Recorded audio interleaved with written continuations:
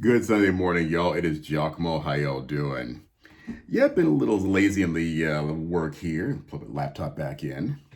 Been a lot going on. On a bike ride Thursday afternoon, rescued a stray kitten. So I had to stop what I was doing and went to go get my car and grabbed her up, and a friend of mine got her. And see, where is Woody? I'll find her later. Oh. Um, if you know about cats, you really don't want to have a stray around your main cat because cats has been stray for a while. You have no idea if the cat or the kitten in this case has feline leukemia or what I've affectionately called as kitty AIDS because it is highly communicable and it could kill a healthy cat. So I've been leery about letting them get together at all. With the exception of Woody, who's about the size of my hand and at my feet somewhere, is very hard to catch. She can run. Now, she's gotten out of the bathroom. I've had her locked up for a few days, of course. And, Sherbert, my bigger cat, has been, running after her, and they run and play and they play tag, and like, I can't stop that. So I'm gonna just kind of continue to guard them, and y'all pray for me that both the cats are gonna be very healthy and enjoy their new living situation. So I'm watching the Twitter feed, if you will, and apparently there was a shooting at another riot or protest, whatever you want to call it anymore. I don't really care, to be honest with you, because my protester, my protector is up there, Yahweh Elohim. Point being is that somebody in Texas, when I lived there, was an open carry state, so you're allowed to do this, but to my recollection, you are not allowed to carry a weapon at a protest, Texas state law. Now, this guy was open carrying a rifle. And if you remember the big shooting of the Dallas police, and I was actually there when it happened, I think it was 2017, some guy was carrying an AR-15. They thought he was the shooter who killed those police officers, but he wasn't, of course. This guy here, he's walking over the crowd of people, and he's open carrying an AK-47 variant. I don't think it was a real one, a real Kalashnikov, probably a Norinco or an American AK-47. Not the point, honestly.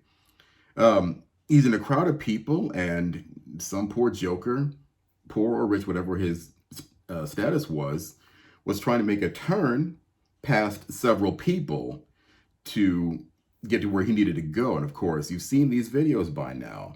Mobs of people will jam the streets and the sidewalks, will not obey turn signals, will not obey cars that have the general right of way, and continue to block streets without any police intervention at all.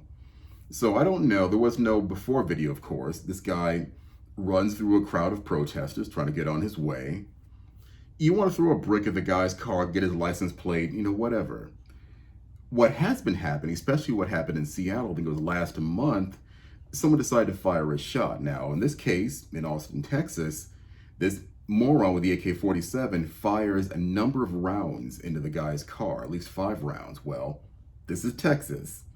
And when I was there, I proudly packed my .40 automatic in an accessible place, but invisible to the immediate eye. This guy turns around, pops 4 shots into the guy who's carrying the AK-47. He goes down. He is now taking the room temperature challenge. Do I feel badly for the guy? No. F no.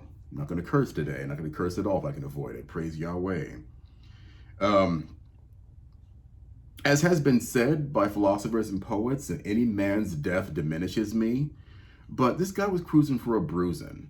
He was carrying a loaded a loaded AK-47 rifle and decided not just to have it, but to fire it at somebody who wanted to go along his way past the crowd of people who were blocking the street. Now, it's one thing, if you watch the video actually, the guy fired into the back of the guy's vehicle, not at him as if he was being driven at by the car, and the guy aimed in on him and shot him from in front. He fired at the back, and the vehicle already passed him. So miss me with that. And those of you who have actually been in combat like I have, briefly, but I have been, and worked a guard post where you had to defend against vehicle encroachment, like I did in the first Gulf War, you've got a threshold of action that you're allowed to defend yourself. Otherwise, it's murder. So, hey, I don't really give a crap. And of course, the narrative is already being sown the exact opposite direction because there are people involved in this whole riot. Was it 54, 55 days after George Floyd was killed? No end game, no messaging, no, action in sight, and not even a list of authentic demands being written up by anybody of character. Again, I have no sympathy whatsoever. So bye. And maybe what's going to happen is one or two things. One, the people who are doing this are going to get so scared of losing their own lives, they'll stand down. Or two, there's about to be a civil war in this country. And I, for one, I'm staying out of it because I'm on the side of liberty. I'm on the side of Yahweh first and Yeshua HaMashiach. Other than that, I will defend myself and my family. And as you can see by the artwork on my arm, I'm damn good at it. So that's the case. I mean, with the narrative being spread around that he was murdered by that driver, there's plenty of video evidence to the otherwise, so make your own decision. Anyway, I am Giacomo. Y'all be well. Shalom.